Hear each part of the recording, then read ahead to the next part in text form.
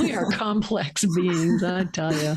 Well, think about it. So if your brain can switch to that condition and it can switch to another condition or another state of health, and think about all the things we can heal or change in our body that we're capable of. I had two clients that were for phantom limb pain. One was a lady who lost her leg in a motorcycle accident, but she still had the very real pain in her leg that was crushed. Explain it, because I know people probably don't understand it. Yeah. And so another was a man who had diabetes and his foot got infected, and it was just a horrible infection. So they cut off his foot. So people with phantom limb pain still have pain that is actual real pain coming from a missing part of their body.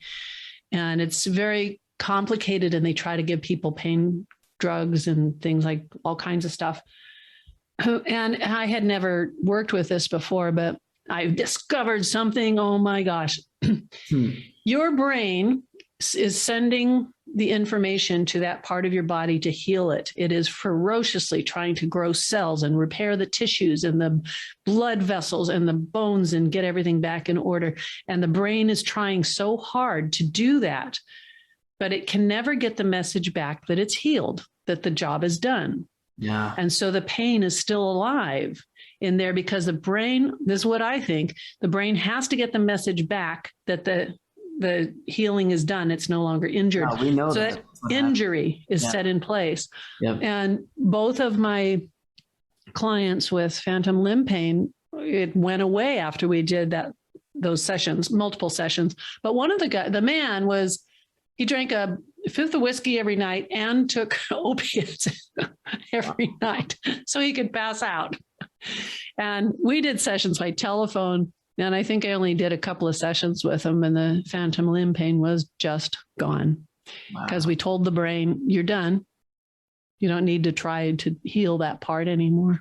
Well, so there's a slightly different school of thought on phantom limb pain. Actually, one of the beliefs is when you cut off your arm, your neurons are sending stuff down to your hand, which isn't there, telling your hand to clench.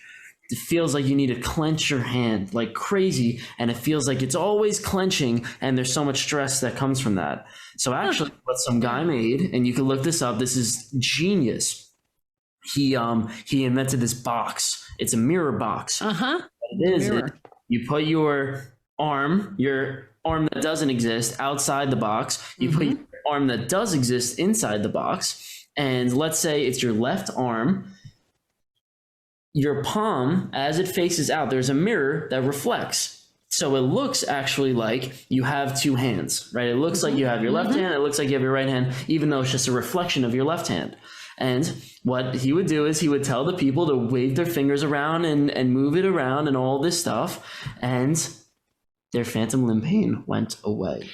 You know what's brilliant about that is that's what I did, but I did it not with a mirror. Because they're seeing their other hand with the mirror. It's okay. My hand's okay. It's there. It exists. So now the brain's okay with it.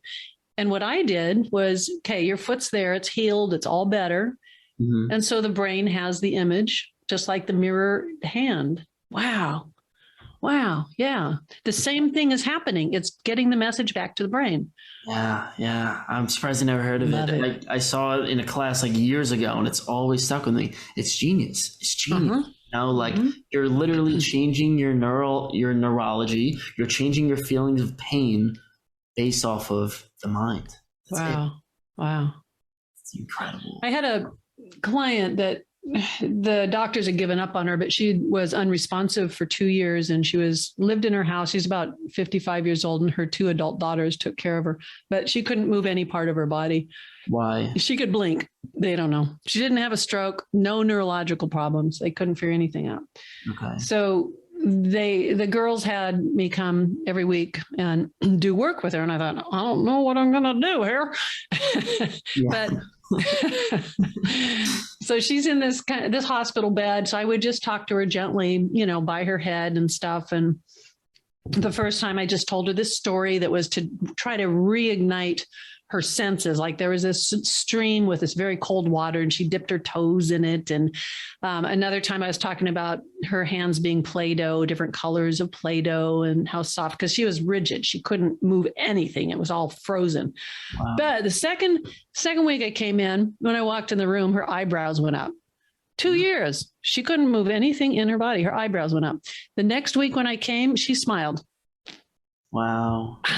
And then when I worked with her Play-Doh fingers, now they could move. And I said, here's the one that's red. And I would touch like her first finger. And I said, just lift that finger and it would lift a little bit. And I said, that means yes.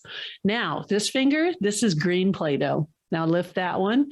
That one means no. Now she can communicate. They can ask her questions, and they could. And then I got the rest of her body to get unfrozen, and then they could sit her up. And of course, this took a couple months to get this far because it was only once a week. It would have been faster if I could see her more. But anyway, they could sit her up and put her in a wheelchair. So now they can take her places. Wow. That's crazy. It was miraculous. I thought, I'm doing what the entire medical profession cannot do. Yeah. And then I saw her for about 6 months. And then, I don't know, maybe 6 or 8 months later, the daughter called me and said, she's in the ICU and she's on a breathing tube and they're going to take it out later today. And they said she'll die because she won't remember how to breathe.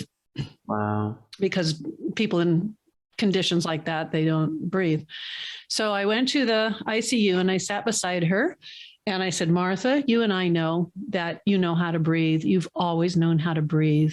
And that when that tube comes out, you're going to feel that beautiful big breath coming into your lungs. And then I was talking about how when you were born, the first thing you did when you were born was breathe because you know how to breathe. That's always been with you. So this man walks in who's a nurse or something, and he's listening to us, and he says very loudly, she's not going to breathe, you know, she's going to die. Oh my God. And I said, Martha, we know he's an idiot. He doesn't know what he's talking about. So she couldn't speak still. She didn't have language, but we had our little yeses and nos. So I did this 45 minutes or so of this, went home. And then a few hours later, her daughter calls me and says, guess what? They took the tube out and she just took this big breath and she's been breathing for hours on her own and she's doing fine. Wow. Oh, wow. So and they were programming her to die because she was hearing them talk about all this and they're, all the dying. Yeah. All of the dying. Oh, that's a miracle. That's literally a miracle. Like that is a miracle. I know. So, and the fact that I got her body to be soft and responsive. She could smile. She could move things. She could communicate. Yeah. Wow. So what ended up happening to her? Do you know? Or about a year later, she died. So she had about 2 years of really good quality of life after I worked with her. But even more than that, it was just, oh God, such a special thing to get to do. Yeah. To be there with her. And it was about a 45-minute drive home every day, every time I saw her. And on that drive home, I was just, I don't know if there's a God or not, but thank you for letting me do this. Yeah, like it really stretches you beyond your capacity. And then it also, like, that's a life right there, right? That's a person that you're literally giving up. She was locked up for 2 years and locked up in her body. And it just took a story for her to be able to raise her eyebrows. The next day was like, hey, and the two cats would come running from wherever they were in the house and they would sit on the bed with me and her every time because the cats really dig hypnotherapy for some reason.